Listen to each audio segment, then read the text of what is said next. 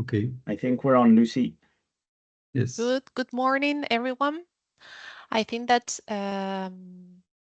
the setting is fine because I can see that the meeting is being recorded. So welcome to this info session about Urban Mobility Explained open call. Today we will cover, here is the introduction of to the call. So my colleague Gautam Rao will explain some features about the call and the scope of the activities. I will guide you through the process on NetSuite. So I will give you some tips on how to submit your proposal. And at the end, we can leave some time for questions and answers. Some housekeeping messages. We included the link to the call documents. So on the website, you will find the call manual and all the relevant documents. As we said, this meeting is being recorded, and at the end, we will answer your questions. You can start leaving them in the chat.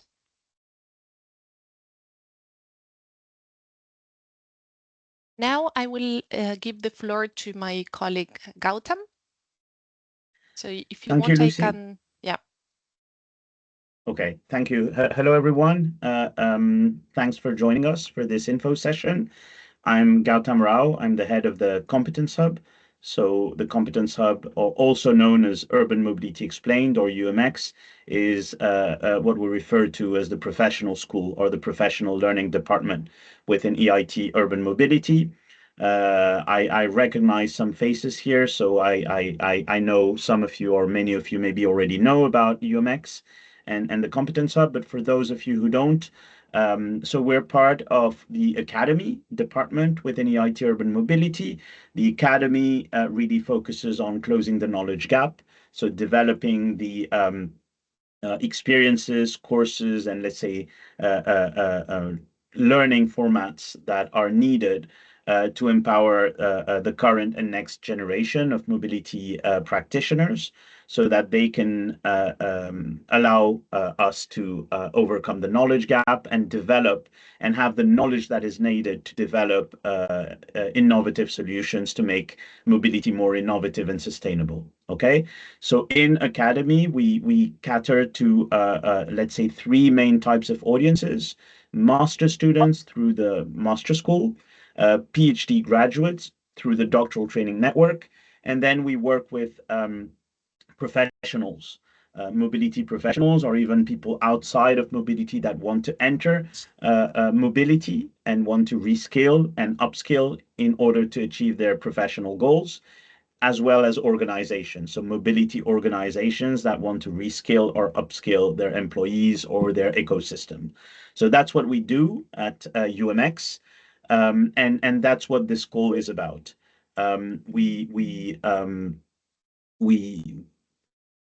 We published the call. I think now it's 2 weeks ago. It will close in end September. Sorry, yes. These are the, let's say, timeline part of the call.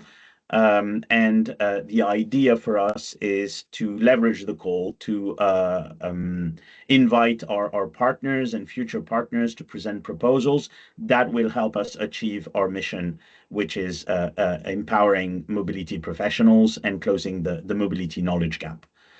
So here is all the relevant information considering relative, sorry, to the timeline of the call. What you need to focus on is the deadline, the first cutoff date, which is on the 30th of September, 2025. The call will then present further cutoffs, so further deadlines to present proposals in 26, sorry, 27 and 28. But those deadlines will be announced in due time. Then once the proposals are submitted, there's an eligibility and admission check. And then we enter the evaluation phase where external evaluators will look at all the proposals we receive, grade them, and select the ones that are approved for funding. So we have a two-stage evaluation. All the details of how this works. We have an external evaluation and then an internal evaluation in stage 2. You can find this in the call text, and more information is provided there. In January, the idea is to communicate the results on the selected proposals so that the projects can start and become funded from the 1st of February onwards. And the idea is, in terms of deadline, that proposals can be presented for up to almost 3 years. So we're talking about proposals that are presented and started the 1st of February, but are then can be finished up to the 31st of December 2028. Next slide, please. Yes, so now moving into the content of the call and really the activities that we wish to fund. Some important, let's say, cross-activity topics or subjects that you need to take into account. In general, and that's similar for all of the calls that we have. The objectives that need to be presented in the proposal, and the proposal in general must include SMART objectives. So these are specific, measurable, achievable, realistic, and time-bound. You can actually find quite a lot of information on how to formulate SMART objectives online, and it is important that you formulate the goals of the proposals you are going to present to the school in a smart way. As I said, the Urban Mobility Explained primarily caters to mobility professionals. So that's the target audience that we're looking for in the proposals. We are open to have proposals that actually target other groups of people. For example, students that are very close to graduating, but then it's important that mobility professionals are a significant part of the course. It's one thing to have non-mobility professionals take part of the course, but the primary, let's say, target audience should always be mobility professionals or people working in mobility organizations. That also works.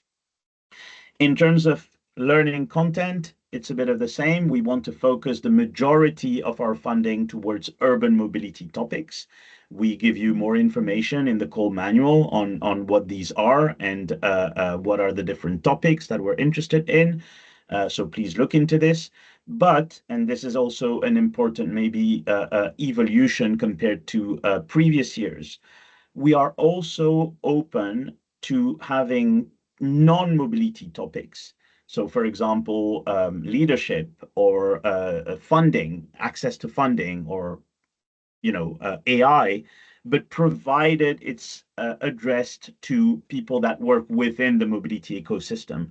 So you could, for example, train mobility professionals on access to funding or on leadership. This is actually something that we now allow, and that wasn't the case in previous years. So main focus on mobility topics, but some focus on non-mobility topics for mobility professionals is also relevant. In terms of learning formats, this is very similar to the call that was published last year. The main or the exclusive focus is what we refer to internally as our applied course format or the face-to-face course. This means that the courses need to be primarily synchronous so that the learners and the experts share the same time and work together on a similar topic. So it's not an asynchronous course where you develop the content, you put it online, and then people access it when they want. We want to focus the funding on synchronous learning, even though we could have what we refer to as blended learning approaches, which would mean you could have some asynchronous, that's fine, but the main part or the most significant part of the course should be done in a synchronous way. Okay, so those are, let's say, the two learning formats that we're primarily interested in. And finally, though this does not apply to all the activities, so this is really applying to activity 2, 3, and 5. So many of you may already know this. Since 2023, EIT Urban Mobility has developed, let's say, a quality assurance system for our non-degree education, which is the EIT Label framework.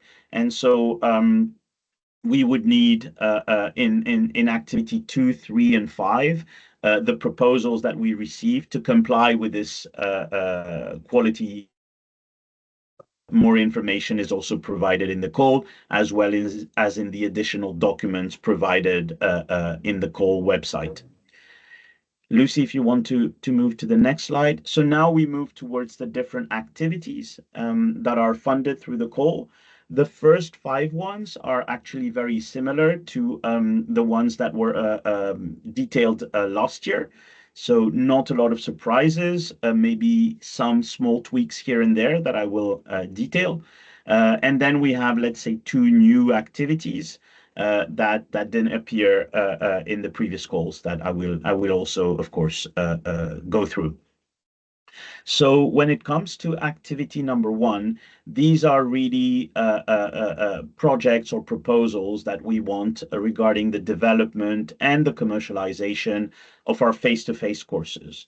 So we're talking about courses that have potential, and that's very important for us, that in a period of 2 to 5 years, they become financially viable. So we're looking for business models. We're looking to help de-risk the development of new courses that will allow us to achieve our strategic goals regarding the mobility knowledge gap. So we are here, the aim here is to de-risk the investment, but what we're looking for is really courses that can become financially viable over a certain period of time. And during this period of time, well, we cover the costs, and in exchange, we get the revenue generated by the course. So here we will really be looking at, on the one side in the proposal, the ability of the course to really generate the revenue goals that are stated in the proposal, but also we will be very much interested in the experience of the partner or the consortium that is presenting the proposal, their past experience in delivering such revenue generating courses, accessing such markets, and building such business models. So this is very similar to what we had last year. No surprises there. And what's important, maybe the little maybe tweak compared to last year, is now we are really trying to focus on funding maybe bigger projects rather than smaller projects, as we used to do maybe 2, 3, 4 years ago. So we will always prefer proposals with a revenue potential over 30,000 euros. So that's something that's maybe slightly changed compared to last year. In terms of KPI, it's the KPI 8.1 for those of you that are familiar with the EIT and the EIT jargon. And the minimum target is 8 per year, though, of course, the idea is to have more than 8. And also, we are very open to B2C type courses, where these are open courses, but we also very much would like to have B2B proposals, where the idea is to train organizations and to reach agreements with organizations, rather than really spend a lot of time and effort trying to fill up the room and thereby generating the revenue. So this is really CHA1. Activity number 2, well, these are courses that are label compliant. So as I said before, for those of you who don't know about the EIT label, this is a framework that we developed over 2 years ago that is now already been implemented and that has been scaled. So we now have several courses that are EIT label compliant. So for these courses and new courses to be presented, well, one activity would be activity number 2. So here, in the same way as in activity number 1, the focus is on the revenue generation and the experience of the partners to generate revenue through similar courses. Here, we're really looking at proposals that would allow us to really train a significant number of people. The minimum target KPI is double, though we would expect proposals with much higher targets if possible. And here the idea is we want to look for partners that also have, let's say, the experience in delivering these label compliant courses. So partners with experience in, let's say, maybe degree awarding programs, which are similar and follow similar quality frameworks, or non-degree quality frameworks. So we're looking for that experience. And of course, with experience in other, let's say, label courses, either from us or from other kicks, that's also a plus. And of course, also have the experience in filling the room with the right people. So professionals and organizations, we want to train the right people within the cities, within the public transport authorities, and within the entire mobility ecosystem. So here the KPI is 7.1, which is the graduates from the EIT label non-degree courses. The minimum, which is very much a minimum, is 15 per year. But of course, the ideal proposal would be higher than this. So this is activity number 2. Activity number 3 is actually a bit of a mix of 1 and 2. So here we're talking about the, let's say, ideal courses that we want. So courses that are both EIT label compliant and commercially viable. So we're basically here very open to funding courses that both allow the quality framework to be implemented and would also be able to generate revenue. Sorry, I'm hearing a bit of echo. Ah, now I think it's fine. Thank you. So really here, this is a bit of a mix of the conditions and requirements of the past two activities.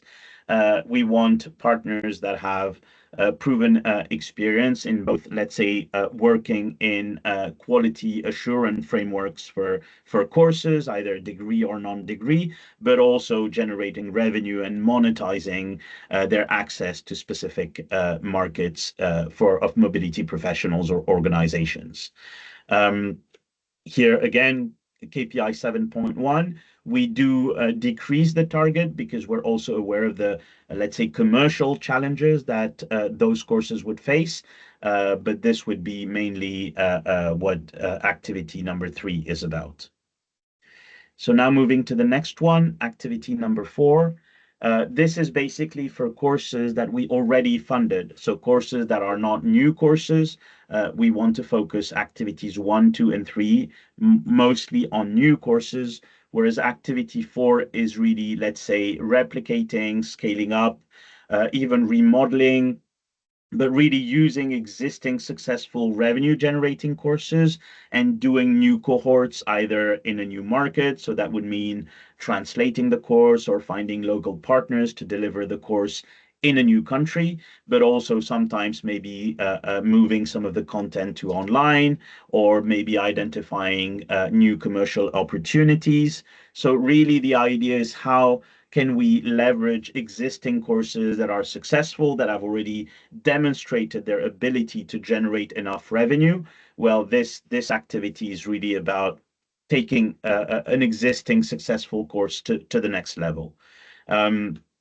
So same thing in terms of partner requirements. The idea is to look and focus on partners that have already delivered significant results and that have access to market.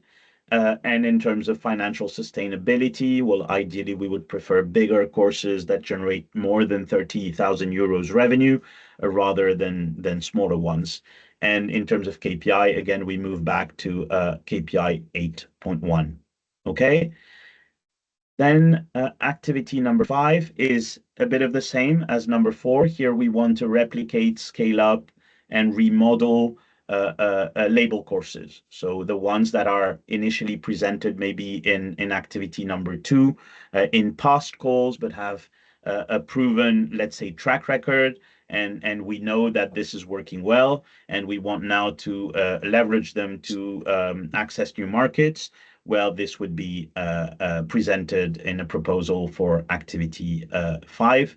And in this case, of course, we're talking about KPI 7.1 with a minimum target of 15 per year.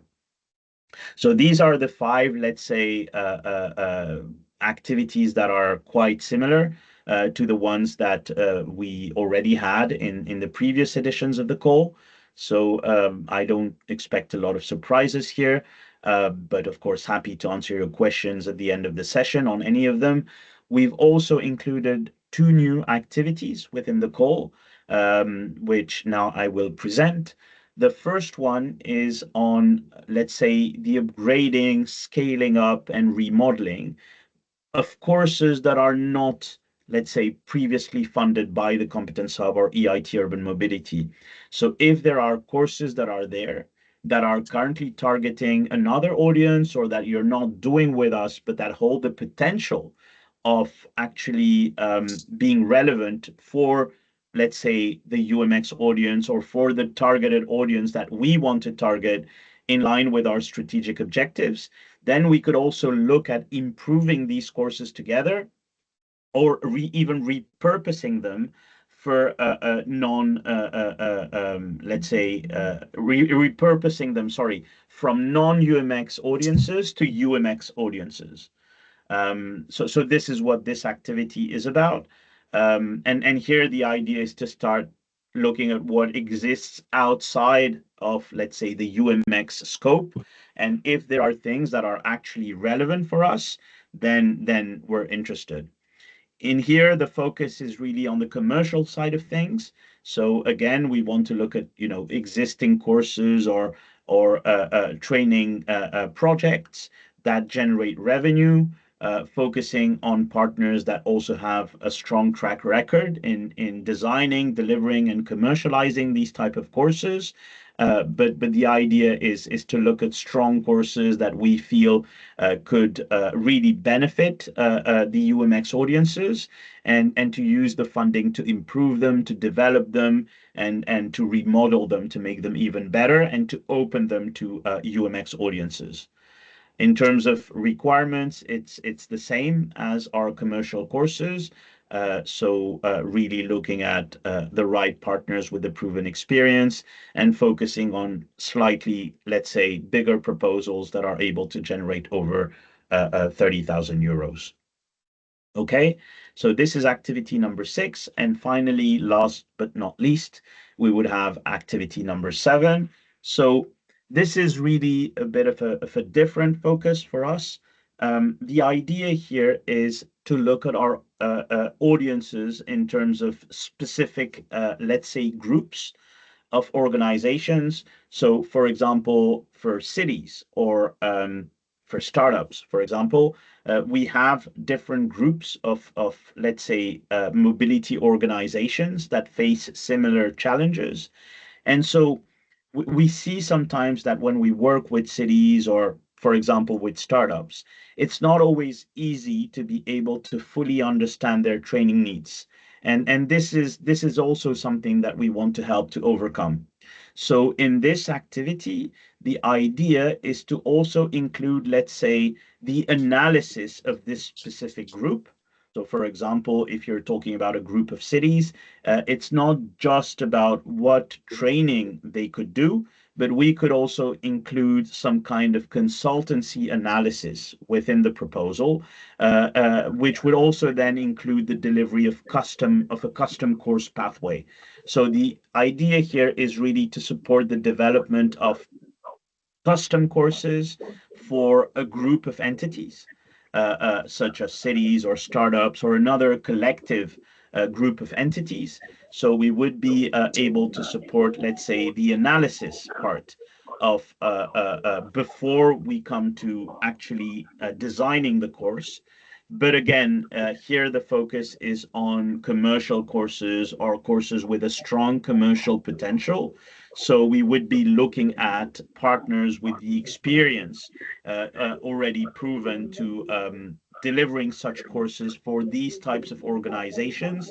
And the idea would be to support these partners to develop a new portfolio based on already the existing track record of successful courses.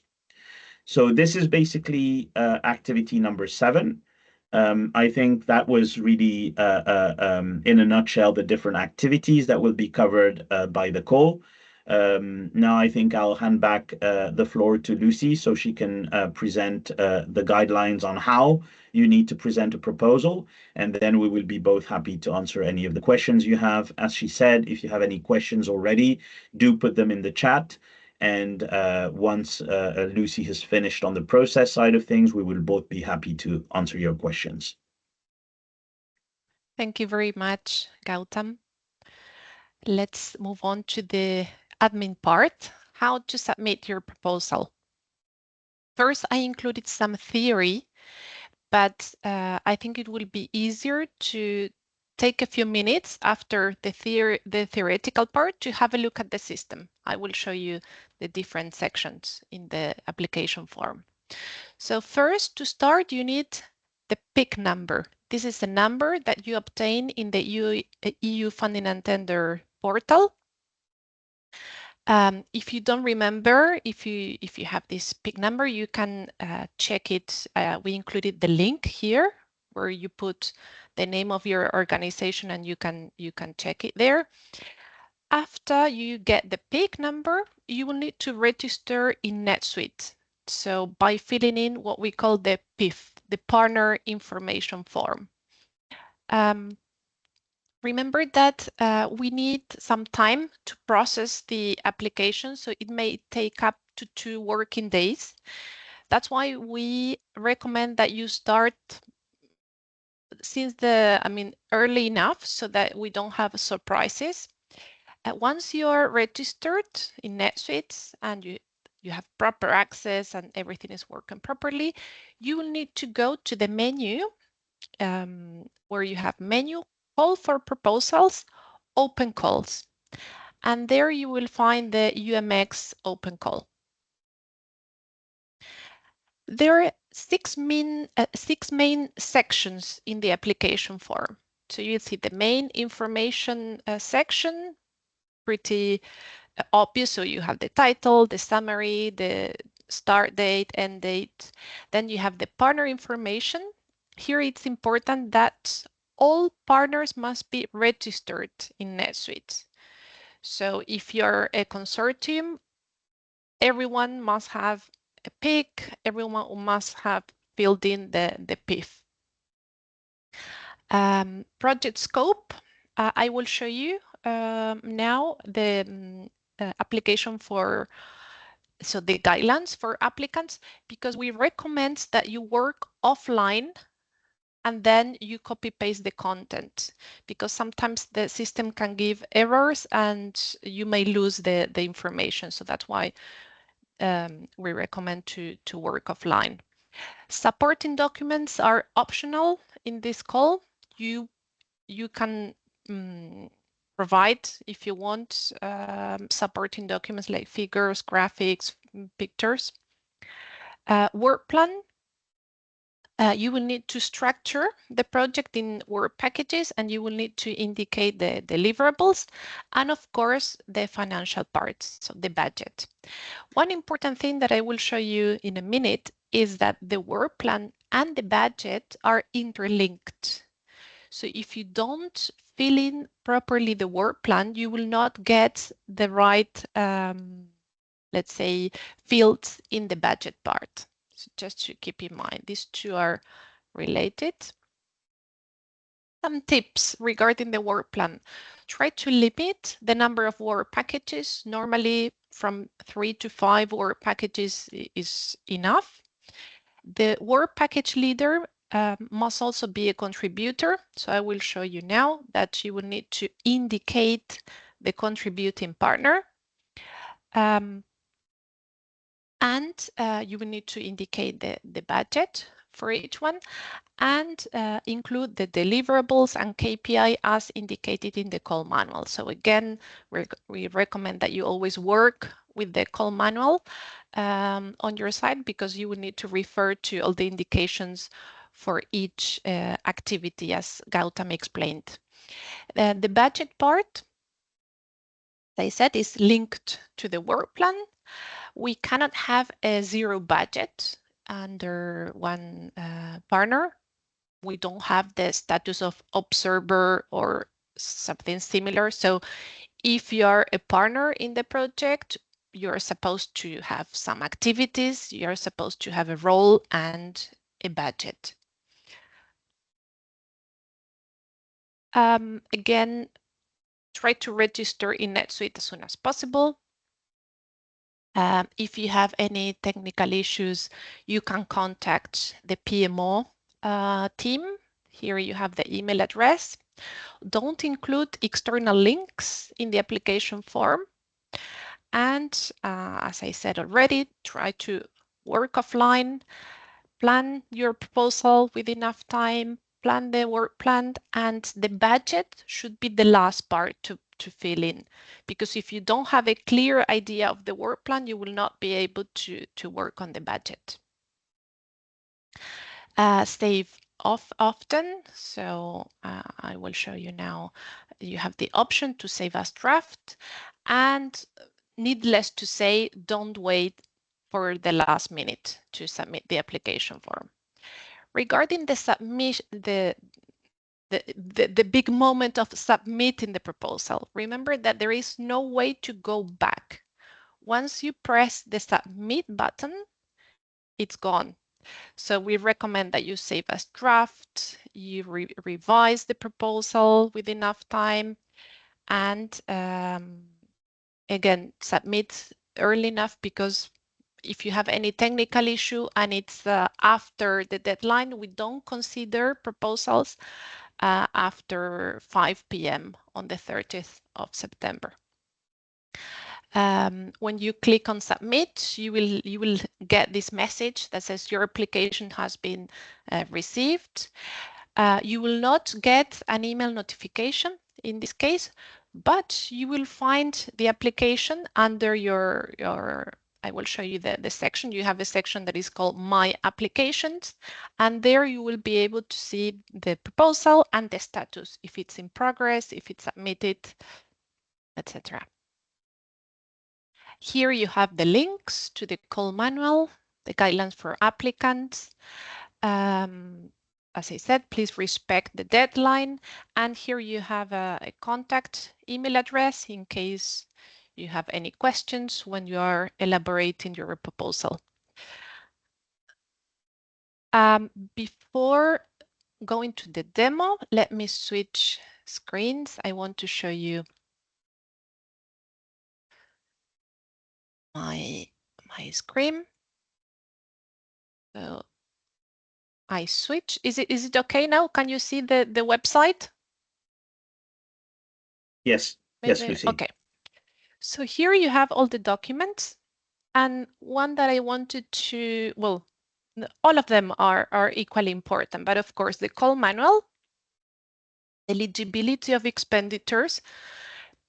Many of you know how this works. I mean, how to prepare a budget, which budget categories you need to use. But in case someone is not familiar, have a look at this document, because you will need to follow the cost categories established. They are the same as in other Horizon Europe projects. So this one can be very helpful. And the one that I wanted to show you is the guidelines for applicants, because here we detail step by step everything that you will find, and the questions can be useful for you. So here in the project scope, you will need to develop all the questions following what Gautam explained. So it can be useful to download this document, elaborate and develop your answers very well. And once it's done, then you copy paste into the platform. And the rest of the documents can also help. In case you have questions about implementation, have a look at the project implementation handbook, because here we develop everything, how the project works, how we do the reviews, how the payments work. Maybe you have questions about the payment scheme. So there we develop all points, and of course in the call manual as well. So having a look at the platform, as I said, this is a testing environment, so it looks different. In my case, it is the sandbox environment. But you will need to go to call for proposals, open calls. Now we have a lot of testing here, but you will find the UMX call. So this is the application form. Okay, to do the session a bit more agile, I pre-filled one proposal. So I will go to my application that is in progress. So remember, you will do the same. In your case, when you start filling in one proposal, one application, you will go to My Applications and you will find the application that is in progress. I will open the one that I started. And you will get this application ID. I mentioned now that this is an automatic number, and it's quite important because this is the, let's say, the project number, the project that you will use when you communicate with your project manager, when we need to tackle anything related to the project. So this is the identifier, the project number. Then you indicate the project starting date and end date. This will come automatically when you fill in the budget section. You include the summary, the keywords that are relevant in your case. Under partner information, this is the part that I mentioned, that to include partners, you need the PIC number. So here we put 2 testing partners, but imagine that you need to add another one. You have the green button to add. So here you select, you include the PIC number, and you will be able to include another partner. Okay. So this is partner information, project scope. This is, let's say, the long part that you need to work very well, so that you need to develop, the one that we said that is better to work offline. So all the questions are there. You will need to indicate risk category, financial sustainability when applicable. The work plan, as I said, maybe you will have 3 to 5 work packages. So you need to add by clicking. You can add a new work package. In this case, I put only 2 as an example, but you can add more. So most projects have a project management work package to manage the project, and then probably you will have another one for the development and for the different phases of your project. You will be able to add the relevant deliverables. Go to the call manual. There we detail the requirements about deliverables and as Gautam said, KPI.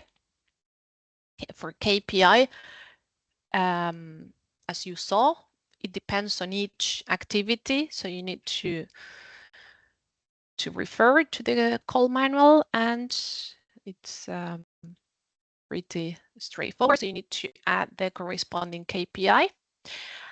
Something important to take into account is that imagine that if your project lasts 2 years, you will need to add 1 KPI per year.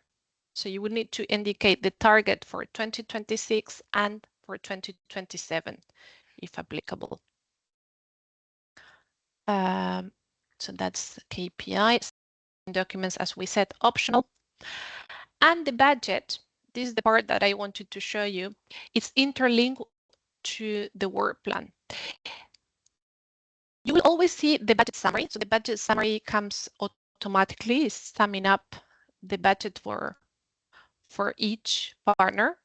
So you need to indicate, these are the cost categories. You need to indicate the amount and the description. So you have employees, so the part of personnel costs, other goods and services, etc. Indirect cost, this field is filled in automatically. Remember that indirect costs, this is a flat rate, is 25% calculated over personnel costs and purchase costs. It does not apply to subcontracting. Just in case for you to prepare the budget. Imagine that I want to add, here we have project management and we have 2 contributors. And in project development, we have only 1 contributor. If you need to indicate the budget for this work package as well. So you need to edit and add here the other partner. If you don't add the contributor, you will not see the column in the budget section. So this is the tricky part, let's say, in NetSuite. Once you know this, I think that the rest is, I mean, you can always reach out and ask us. But if you have a look at the guidelines, call manual and implementation handbook, in principle, you should be able to prepare your proposal. And that's all from my side regarding the system. I think that I covered the most important parts. One more thing that I didn't mention and is important. Pay attention in the budget part to the EIT funding and co-funding rate. If you have a look at the call manual, you will see that the minimum co-funding rate in this call is 25%. If you put like 20, the system you will get an error message. You see? So the system will not allow you to submit because this is the requirement. So we need to indicate 25 and 75.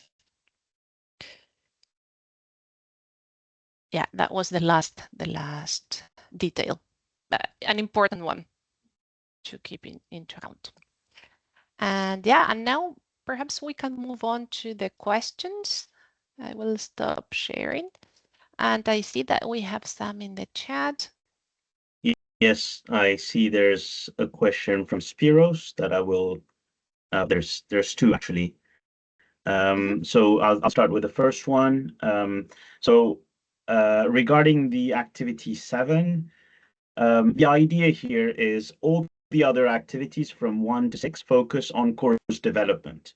So the idea is for commercial courses to identify a commercial need for a course, and then, or let's say a portfolio of courses, that's the alternative. But the idea is the need is already clearly established, either B2B or B2C. And then we fund the development of the course, right? But we've experienced in some cases, I mentioned cities and startups, more scale-ups maybe than startups, that you have entities that are actually willing to fund the development of courses, or let's say to invest in the skills development of their employees, but are not sure what they want. So sometimes you actually need to assess the individuals who need to be trained. Sometimes, so there are moments where entities are actually open to get personalized courses or pathways, but they're unclear on what to ask. Whereas the other activities would be, once you have clarity on what you ask, you deliver the course that is required. Activity 7 allows not the significant part of the proposal should still be the course development. That's the main focus, because the Competence Hub in UMX is focusing on supporting the development of the courses. But if as a preliminary stage, you need to do some level of assessment, which would be more, let's say, on the consultancy front. So you go, you analyze, that is also covered in this activity, as opposed to the other activities, which just cover the development of the courses. And so then we're not setting the specific target groups, since it happened for us more with cities and startups. These are the two examples that I can give you, but it's really about finding a collective or an organization or a group of organizations that actually have a training need and that actually have some level of funding to fund that need, but are still in the process of figuring it out. Well, then we can do the figuring out also as part of the proposal. So, I mean, I see you nodding here, Spiros, so I hope that answered your first question. Good. And Thank then let you. me read That's great. cool. And the second one, is there potential to submit one proposal that may meet a number of categories? So I would say, so you're mentioning 2, 3, and 7. So 2 is label, 3 is label and commercial, and 7 is what I just explained. I think, I mean, so last year there was a bit of confusion because when we were talking about upscaling existing courses, we could do both label and commercial. This year we decided to really separate both. So you have new courses. So new courses commercial is one, new courses label is two. Then you have label and commercial, which is three. Then we have upscaling of commercial and upscaling of label. So we try to make them quite different. Okay, and then we have 6 and 7 that are the new activities, which are, let's say, non-UMX existing training material to be repurposed, and 7 that I just presented. So I think if you're unsure of which category, this is something. The focus is what in these different descriptions that I gave you, which one is the closest to the intention behind the proposal, right? What do you want to achieve? And depending on what's closest, well, I would favor that activity. Okay, thank you. I see there's a hand raised. Aidin? Yes, hi guys. I'm Edin Skočić from the FABA, Bosnia and Herzegovina. We are part of the EIT Urban Mobility, Croatia. Quick question: can you just put some light on financial stability, and is there an agreement on it? How long does it last? And especially the ones that are actually having revenue potential, right? Yes. So, as I said, the idea, especially on the commercial courses, is to walk away from courses that they get the funding, and when the funding stops, the course stops. That's what we don't want. What we want is to generate what we refer to as the snowball effect. You invest in something, it's maybe very risky and small, but then through the investment, it gets bigger, it gets replicated, and it allows for, let's say, commercial development. So I would say in general, if you consider, the cost of a course to be 100, from the beginning, there should be enough viability to reach at least 30 of revenue. If you're spending 100 and you're not even able to generate 30, it will be challenging for the course to become viable without funding. So I would say those are the two. Of course, we need to look at the impact, the people, what the course is about. But from year one, if the course is not able to generate at least 30, I find it challenging to see how it will become financially sustainable. So the idea for us is to invest in courses that are able to, on the one side, very quickly generate, let's say, maybe not 100, because then they would be already financially sustainable, but as close as possible to 100. We fund the 100, right? So then we also see how the results are delivered. And also, when we select the proposals, we look at the experience of the partner in delivering and making revenue through such courses. So we look at both. And then the idea is that these courses over time generate more and more revenue. As long as we fund them, we get the revenue in exchange. So if we cover 100% of the cost of the course, we get 100% of the revenue. And the idea is to accompany courses that become more and more financially sustainable. If we have a multi-year proposal and we see that the revenue goals aren't being met, then we can also decide to stop the collaboration. So it's also, we need to see the growth over the years and, let's say, the results over the years. But the key is, can the course already generate, at least let's say, non-negligible part of revenue from the beginning, and the experience in doing similar activities. Does that answer your question, Edin? Yeah, that's excellent. That's great. That's quite good explanation. Thank you. Thanks a lot. Yes. Any other questions? I see 2 comments in the chat about the recording. So yes, we confirm that the session has been recorded, so you would be able to watch it later.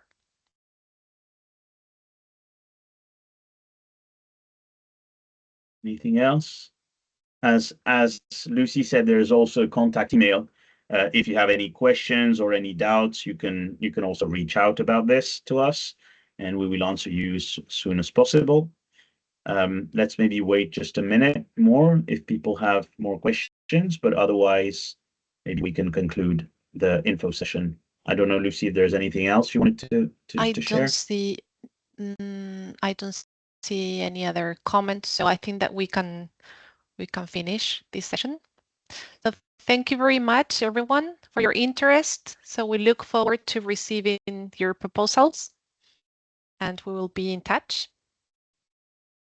Have a great day, and yes, we will be in touch, and we're all looking forward to receiving amazing proposals. Thank you very much. Bye. Bye-bye.